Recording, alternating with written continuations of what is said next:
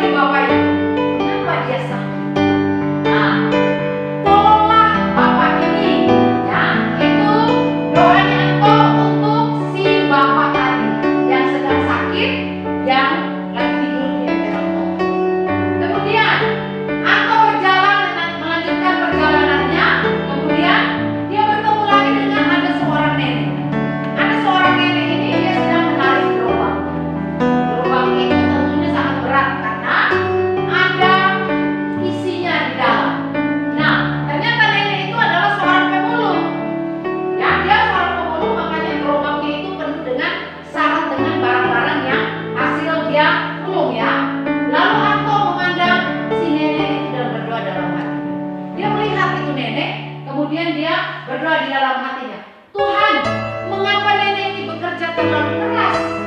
Mengapa nenek ini bekerja terlalu berat? Dia sudah tua. Tolong dia Tuhan. Ya, itu doanya engkau untuk si nenek yang adalah seorang pemulung. Kemudian engkau melanjutkan lagi perjalanan. Nah, ternyata dia bertemu dengan ada seorang anak perempuan kecil yang sedang mengais sampah. Ya, dia melihat anak itu sedang apa? Dia sedang membuka bungkusan makanan, sisa-sisa makanan yang ada di dalam tong sampah. Nah, kemudian apa melihat itu? Lalu dia bertanya kepada Tuhan, Tuhan, anak kecil ini ternyata dia kelaparan. Mengapa dia kelaparan? Sehingga dia harus makan dari sisa-sisa makanan yang ada di dalam tong sampah tadi. Ya. Nah, karena engkau melihat itu semua, peristiwa yang dia temui di jalan ketika dia pulang dari sekolah, lalu akhirnya sampailah engkau di rumahnya. Ketika dia sampai di rumahnya, dengan tidak sabar, dia mencari ibunya. Tujuannya apa? Dia ingin menceritakan peristiwa yang terjadi, yang dia lihat selama perjalanan dia pulang ke rumah. Nah, lalu dia mulai menceritakan semua yang terjadi itu kepada ibunya. Dia bilang, Mama, mengapa semua kejadian itu bisa terjadi kepada mereka-mereka yang artinya mereka-mereka orang yang sementara menderita. Kenapa hal itu terjadi kepada mereka? Akhirnya mamanya Anto atau ibunya Anto, dia bilang, dia menyadarkan Anto dan berkata, mengapa kamu mengeluh? Tidak sepantasnya kamu marah. Tidak sepantasnya kamu menyalahkan Tuhan atas kejadian-kejadian yang kamu lihat tadi ketika kamu dalam perjalanan hendak pulang ke rumah. Nah, Tuhan itu ternyata tidak buta. Tuhan itu ternyata tidak diam. Ya, Tuhan terus berbuat segala sesuatu. Tuhan melihat, Tuhan mengetahui mana-mana orang yang membutuhkan, siapa-siapa yang memerlukan pertolongannya. Dia tahu, dia melihat, karena Tuhanlah yang menciptakan umat manusia. Ya, dia mencipta, berarti dia tahu siapa ciptaannya yang membutuhkan Tuhan. Nah, lalu kemudian Tuhan berbicara dalam firman-Nya, hendaklah kita saling mengasihi. Ya, saling mengasihi antara sesama manusia. Nah, karena saling mengasihi, saling menolong, itulah yang Allah ajarkan kepada setiap ciptaannya, setiap manusia. Tujuannya agar apa? Bisa saling membantu, bisa saling menolong orang yang sedang membutuhkan, orang yang susah. Kita ada di tengah-tengah mereka untuk membantu. Kita ada di tengah-tengah mereka untuk melengkapi apa kebutuhan mereka yang kurang. Apa mereka butuh pertolongan apa? Ya, itu tugas kita manusia untuk saling melengkapi, saling menolong dan mengasihi. Kenapa? Karena Allah sudah lebih dulu mengasihi manusia. Ya, jadi kita ada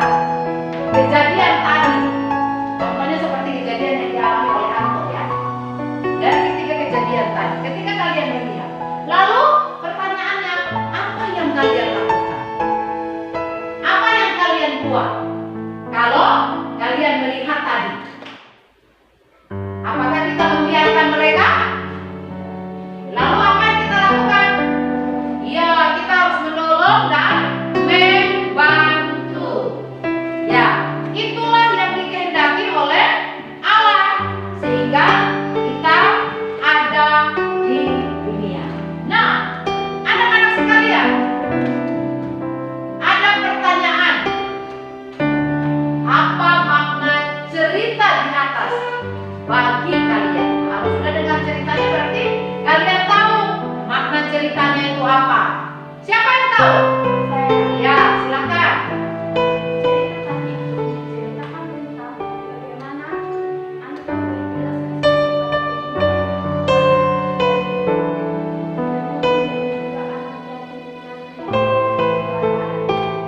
Ya, oke. Terima kasih.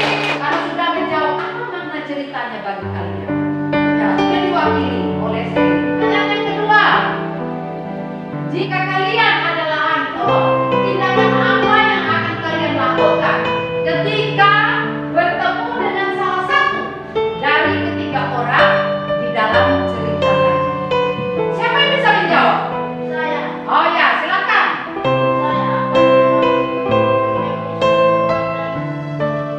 saya akan Ya, oke. Nah, tugas kita adalah menolong dan membantu karena Allah memberitahukan, karena Allah berfirman untuk kita bisa mengasihi sesama. Jadi ketika kita melihat ada orang yang kesusahan, maka tugas kita adalah untuk menolong. Lalu jangan lupa untuk mendoakan mereka.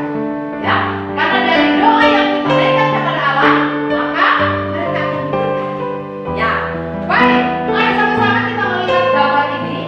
Dari keenam gambar ini, manakah yang menurut kalian merupakan ibadah yang sejati atau ibadah yang berkenan kepada Allah melalui tindakan-tindakan setiap hari? Siapa yang bisa? Oh ya, silakan. Nomor 1, nomor 3, dan nomor 5. Ya, terima kasih. Kenapa nomor 1, nomor 3, dan nomor 5? Karena nomor 1 itu mereka saling mengasihi antara saudara yang satu dengan yang lainnya. Terus yang nomor 3 juga begitu. Ada seorang kakak yang sedang menolong adiknya ketika adiknya sedang jatuh, ya. Maka ini dia butuh pertolongan. Kemudian yang kelima itu adalah ada seorang pendeta, ya. Ada seorang pendeta yang sedang berkhotbah. Itu merupakan salah satu bentuk ibadah yang sejati. Ya, baik, terima kasih. Kita sama-sama membaca, kita sama-sama membuka Alkitab, dan kita bisa membacanya di dalam Roma pasal 12 ayat 1 dan ayatnya yang kedua. Siapa yang bisa membaca untuk kita? Ya, silakan. Karena itu saudara-saudara supaya kamu mempersembahkan tubuhmu sebagai persembahan yang hidup, yang kudus dan yang berkenan kepada Allah. Itu adalah ibadahmu yang sejati. Ya, terima kasih. Mungkin kamu lagi yang mau membacakan ayatnya yang kedua? Ya, silakan.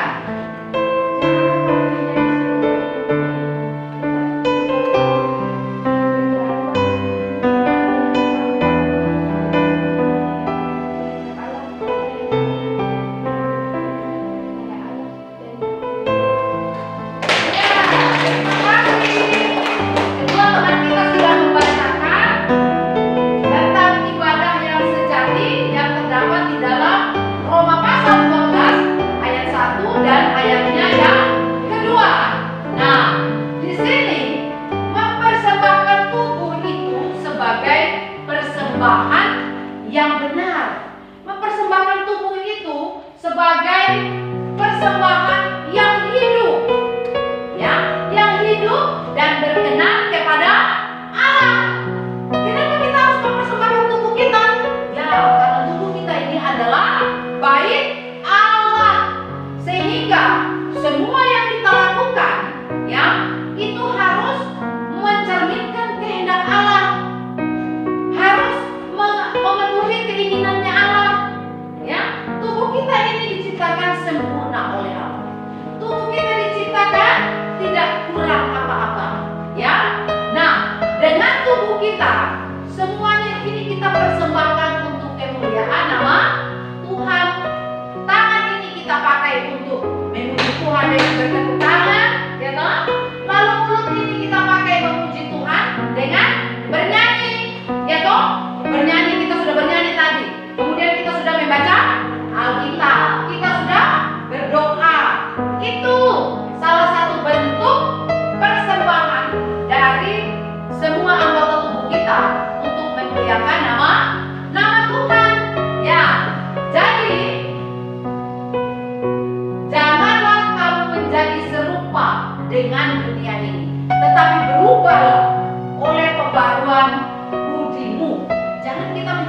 berjumpa dengan dunia. Karena yang ditawarkan oleh dunia itu semuanya adalah semu atau semuanya adalah sia-sia, ya. Jadi jangan tergiur dengan tawaran-tawaran dunia. Tidak usah kita ke gereja, tidak usah kita berdoa, kita main game saja di sini, ya. Kita main layang-layang saja di sini. Jangan, ya. Tetapi kita harus mengingat Roma 12 pasal 1. Persembahkanlah tubuhmu sebagai persembahan yang hidup, yang berkenan kepada Allah. Itu adalah ibadah yang sejati. Karena kita belajar tentang bagaimana itu ibadah yang sejati. Jadi harus mempersembahkan tubuh kita sebagai persembahan yang hidup, yang berkenan kepada Allah. Ya, baik anak-anak, kemudian kita akan membaca lagi di dalam Yakobus pasal 1 ayat 26 dan ayatnya yang ke-27. Baik, siapa yang mau membacakan Alkitab untuk kita? Saya Bu. Oh ya, silakan. Jikalau ada seorang yang beribadah tetapi tidak mengikat lidahnya, ia menipu dirinya sendiri, maka sia-sialah ibadahnya. Ya, baik. Terima kasih. Siapa yang mau membaca di ayat 27 lagi? Saya Bu. Ya, silakan. Ibadah yang murni dan yang tak bercacat di hadapan Allah Bapa kita ialah mengunjungi yatim piatu dan janda-janda dalam kesusahan mereka, dan menjadi supaya dirinya sendiri tidak dikecewakan oleh dunia. Baik, terima kasih. Terima kasih anak-anak yang sudah membacakan Alkitab bagi kita hari ini. Ya, jadi kalau seorang menganggap dirinya itu beribadah, berarti dia harus mengekang lidahnya. Nah, di lidah ini adalah anggota paling kecil yang ada di dalam tubuh kita. Ya, salah satunya. Nah, tetapi dengan lidah ini bisa saja orang bisa menipu satu dengan yang lain. Orang bisa bersaksi dusta untuk temannya, untuk saudaranya, untuk siapapun, ya, melalui lidah. Lidah ini makanya dibilang mengekang lidahnya dengan segala keinginan. Ya, kita kalau menipu itu enak sekali, ya toh. Bersilat lidah, bersilat kata, itu enak sekali kita terus-terus, tidak rem lagi, tidak tahan-tahan lagi. Tahu-taunya kaget orang di sana sudah tersinggung karena omongannya kita, karena lidah kita tidak bijak, ya. Jadi kalau kita mau menganggap diri kita beribadah, kita harus mengekang lidah, kita harus menahan lidah kita supaya jangan berbicara yang tidak benar, yang berbicara yang tidak baik, ya. Tetapi dengan lidah kita harus mengucapkan yang namanya berkat, ya. Kita mengucapkan berkat itu artinya apa? Selalu mendoakan dia, ya. Selalu berbicara yang santun, selalu berbicara yang baik, sehingga ketika orang mendengar, orang merasa nyaman, ya. Orang merasa senang. Tidak seperti kalau kita berbicara ini, orang berteman kepada kita, kita berbicara yang tidak benar, kita menghujat mereka, menipu mereka, ya, mendustai mereka, atau bergosip tentang mereka, maka orang tidak akan suka bergaul dengan kita, berteman dengan kita. Oleh karena apa? Lidah kita begitu jahat sekali. Itu bukan ibadah namanya. Tetapi kalau ibadah yang sejati, kita berhasil menekan lidah kita terhadap ucapan-ucapan yang tidak benar.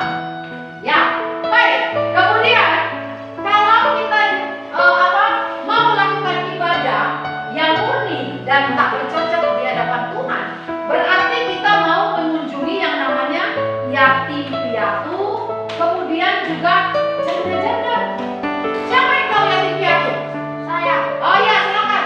Tidak ada mama, tidak ada bapak. Tidak ada mama dan tidak ada papa. Tidak mempunyai bapak dan mama. Itu namanya yatim dan piatu. Yatim piatu. Kasihan, mereka hidup sendiri. dan mengasihi mereka. Kita harus membantu, menolong mereka. Ya. Terus kemudian janda-janda. Ini kira-kira yang bagaimana mereka? Yang tidak mempunyai suami. Ya.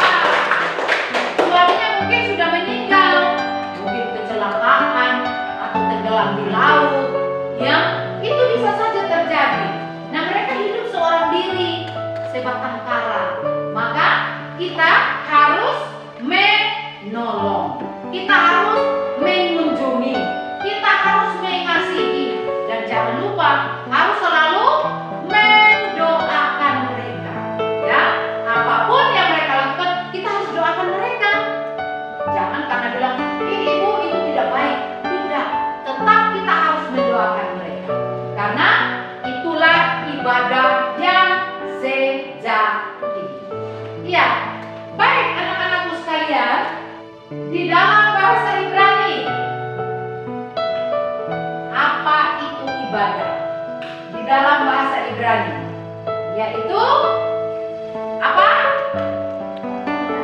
Ya, avoda atau aboda, artinya juga sama, berbakti. Kemudian kalau menurut bahasa Yunani, ada yang tahu? Latreia. Iya, latreia. Baik, terima kasih.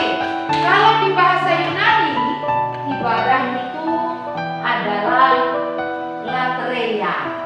Ya, latreia yang artinya pekerja, upahan, pelayan, dan pengabdi. Ibadah adalah satu pelayanan yang dipersembahkan kepada Allah. Nah, anak-anak sekalian, setelah semua rangkaian pelajaran kita hari ini ada di dalam satu rangkuman. Yang pertama, ibadah yang sejati artinya bahwa ibadah yang murni atau ibadah yang benar.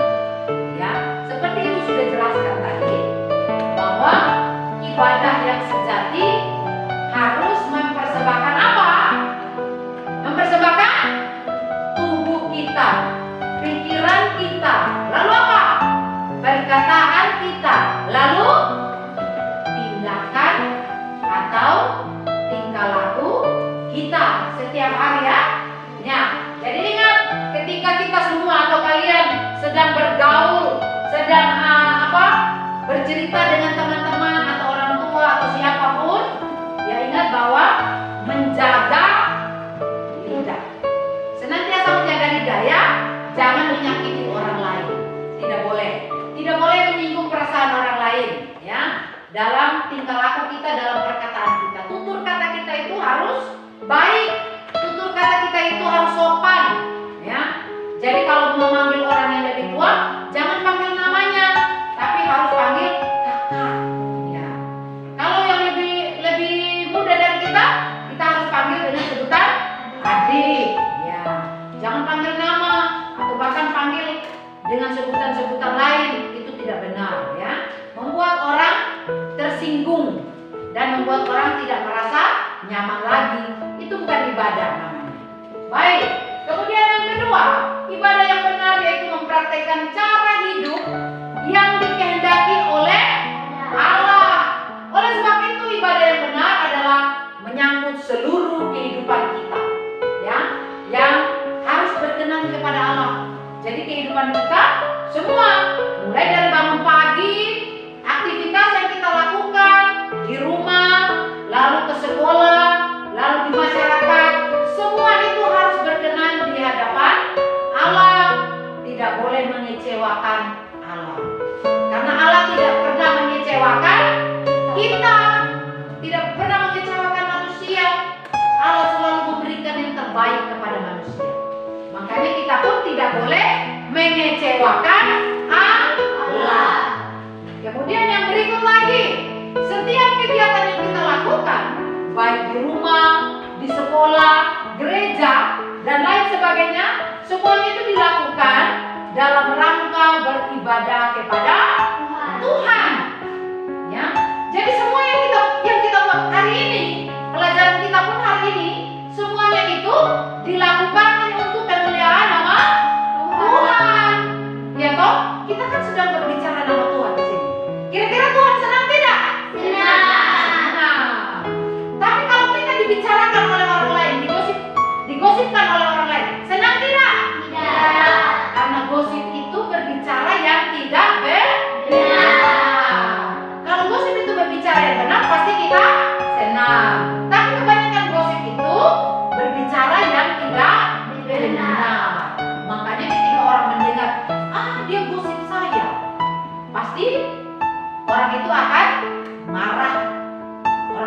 marah, merasa tersinggung, ya, karena dibicarakan pembicaraannya yang tidak benar. Nah, oleh sebab itu kita harus menunjukkan sikap yang baik dan sopan, selalu memberi diri untuk menolong orang lain atau menolong sesama.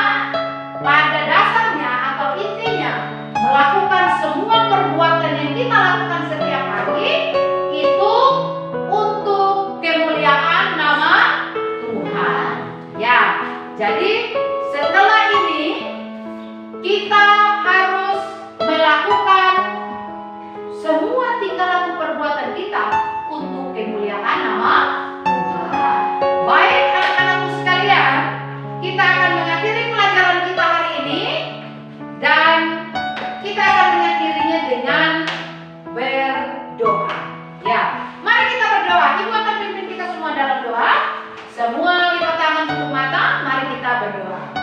Bapa di sorga, kami bersyukur kepadamu karena hari ini kami sudah menyelesaikan pelajaran kami. Kiranya Engkau berkati kami dan berikan kami hikmat untuk kami bisa mengartikan semuanya dalam kehidupan kami. Terima kasih Tuhan Yesus. Dalam nama Yesus kami berdoa dan bersyukur. Amin. Baik, terima kasih anak-anakku sekalian. Kelas kita selesai dan kita akan berjumpa lagi pada minggu yang akan datang di